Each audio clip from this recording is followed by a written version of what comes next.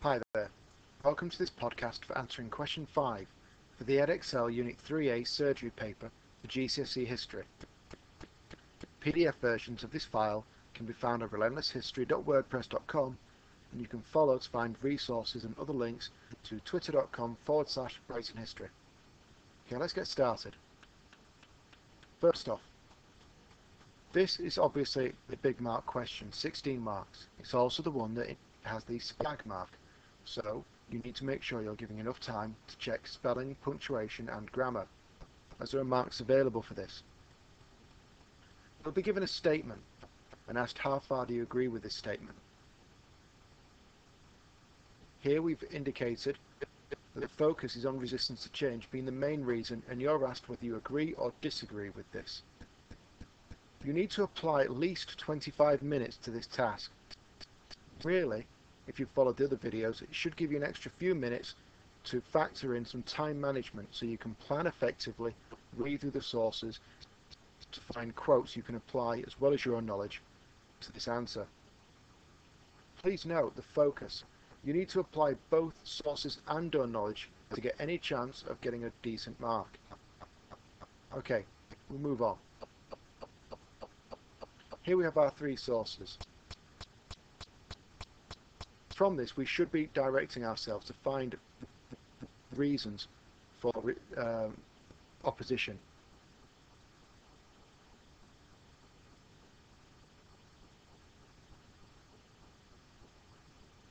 What you should be trying to do is underline key aspects of this, thinking what works.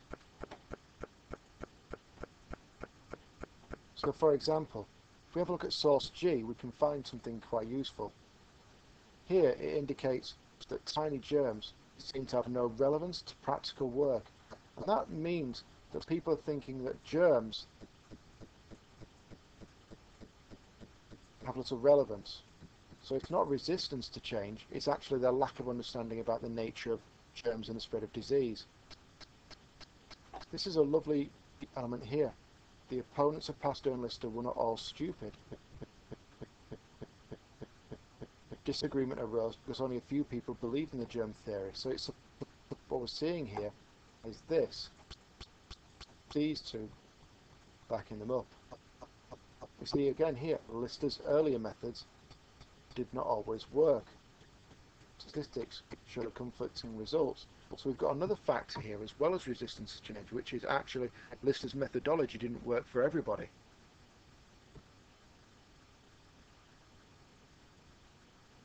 Okay, we've now explored the evidence. We could apply some of our own knowledge. Let's have a look at what the examiner's report says. Now this example answer and all these resources are taken from examiner reports on Edexcel Online. In June 2012, it said the following. Level 3 responses were typically very good. They focused on the issue of resistance, offered some examples from the sources to back up their argument. Answers at level 3 are typically one-sided. Where they're balanced, they tend to score the higher elements of level 3. Typically, they do tend to focus on one particular issue and explain it in a strong level of judgment. We notice here in yellow I've highlighted that a large number of candidates limited themselves to 10 marks because, as I stated earlier, they didn't apply their own knowledge. So applying any element of own knowledge and explicitly identifying that in your answer is critical. Remember your examiner, they're going to be marking it amongst a number of other scripts. You want to really identify you're using your own knowledge, and especially where you're using sources. As you can see here, getting the 11 to 12 marks was certainly a very, very doable task, but some students didn't do it because they didn't apply their own knowledge. Level 4 answers, for those aiming for the highest grades, were generally very good and balancing. So what they did was they had a look at resistance, they also had a look at other factors as well, and comparing them, sustaining that to a conclusion about which is the most important and why. Again though, level 4 candidates made some errors, and a big one that's been identified is students didn't look at the strength of evidence. And we'll come on to that with an example answer. So this is the mark scheme. As you can see here, you get 9 to 12 marks, An average level 3 response will be in the middle, 10 or 11, but it must be using sources and or knowledge, otherwise it's down to 10.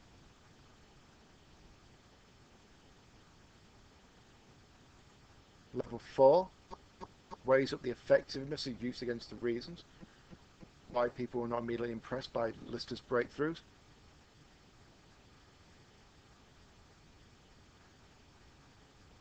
Again, please note, reserving 15 to 16 for those responses that take into account strength of evidence. I think even if you have a weaker level 4, getting at least one example of strength of evidence can bring up that mark, because they're going to think that certainly that you've made that point made.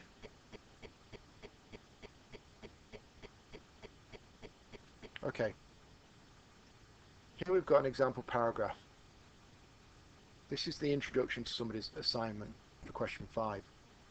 As you can see, down here I've got my point, my evidence, my explanation, and my link back to the question. There's a great amount of opposition to Lister's ideas. Surgeons were often conservative and didn't like the idea of having to change or adapt their methods. So that's the point. Resistance was a factor. Here they're applying a quote that's not from the sources, so we're guessing it's from their own knowledge, something they've learned. Surgeons were great showmen, and some are described as a result of having been quite arrogant, playing up to the crowds that gathered in their theatres to watch the scenes unfold. Surgeons were, as it says in source G, interested in the speed of the operation and in working faster. So what we're seeing here is evidence being applied to support this point. Then we've got our explanation. Antiseptic surgery challenged this idea, but it slowed surgeons down, washing their hands in unpleasant acid.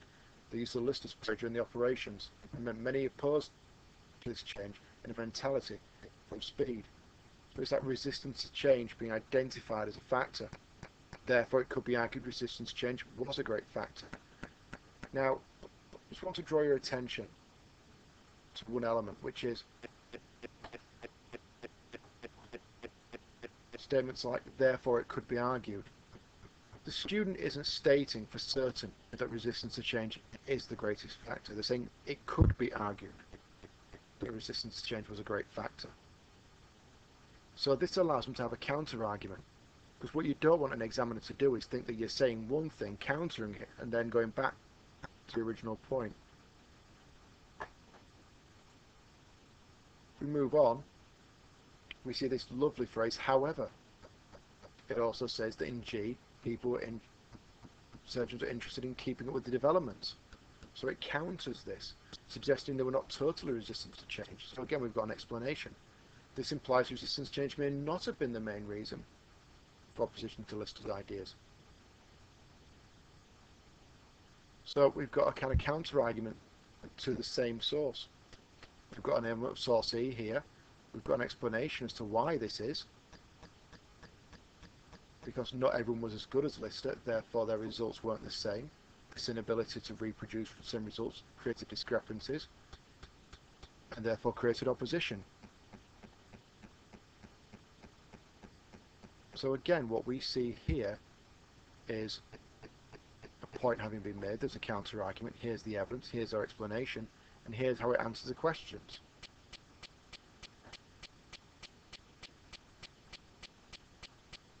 Just one thing here. Keeping up with the developments of anatomy is being applied as evidence, and the book was published by Lister's assistants advocating and explaining the use of antiseptics. What could have been done for an extra mark? One extra sentence.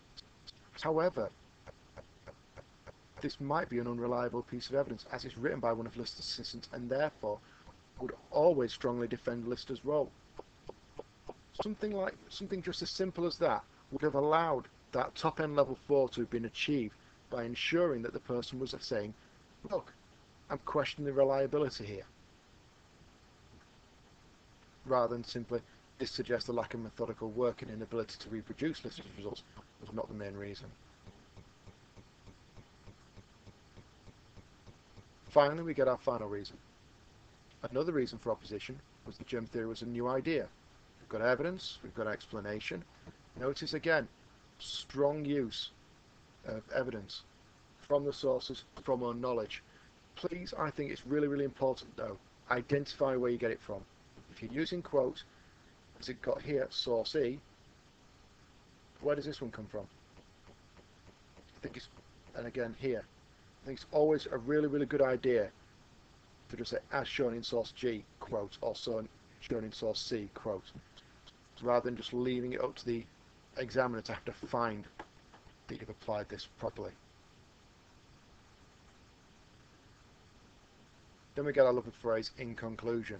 They've identified there are three main reasons, highlighted in different colours here.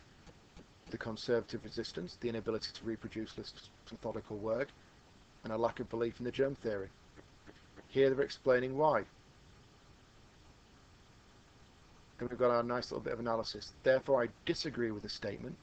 Although I recognise conservatism was part of the reason Lister's ideas were opposed, I believe the lack of understanding and the acceptance of the germ theory played a greater role.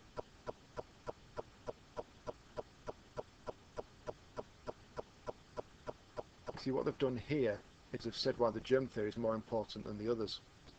And that's going to ensure a level 4 response.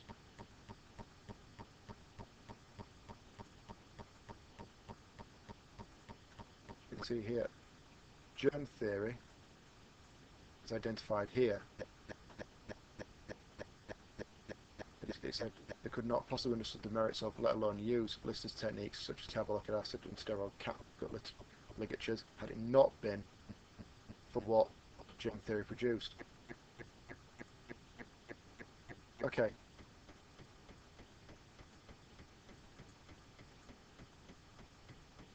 As said, just want to bring you back to this paragraph here for a second and talk about SPAG. Again, implies arguable individual brilliance.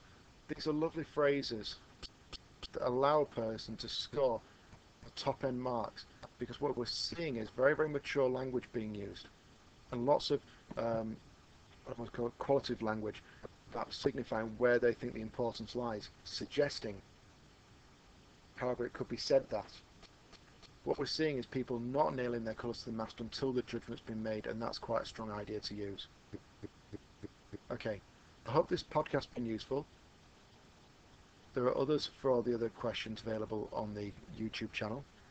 If there are any issues, people can tweet at twitter.com/BraytonHistory. Just bring you back to the original point. There we are. Remember, you can download past papers from the edXL website, edxl.com, as well as examiners' reports, and mark schemes are also available, so do read them. They are very useful to pick up guidance. I hope this has been useful, and good luck in your exams in the summer. Thank you.